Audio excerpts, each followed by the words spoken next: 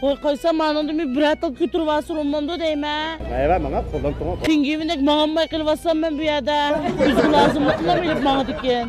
Bu şu yan çıkışık, yankılık, bayamın yazı işek gücüme aldım, bola hem de işek gücüme aldım. Mella mı şıltemdim bu ne? Bana cıkkıp bunu işek bana aldım da. Vuruşlulan bilgen bu yada. Azırak al. He, ben onunla öge gitmemesin bana. Ne çıktı? Neyden toksa?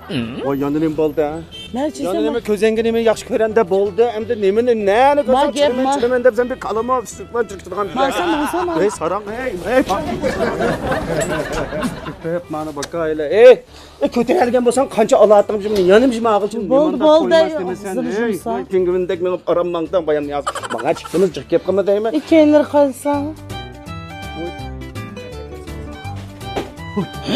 Ma işlep kalattı. Yanap da silgelam işlep ötep kessem bak.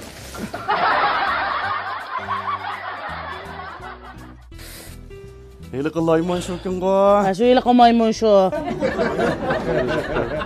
Fukam cep yenilikler kepti bu da. He vallahi maskeli gayesellerimi keldi. Hoştan ha. Ma balanınke. Anladım bizne anne. Anladım bizne. Maşkin sepesi fukam. Ay bolla mı şey maske. Man sepesi fukam haltığa. Yaptım ha. Bayve çıkınım töle. Bana ası. Emire sen bayının balıkçı. Makine. Tolunay mı çıkmadı töleydi. İşte seyle fukam ha.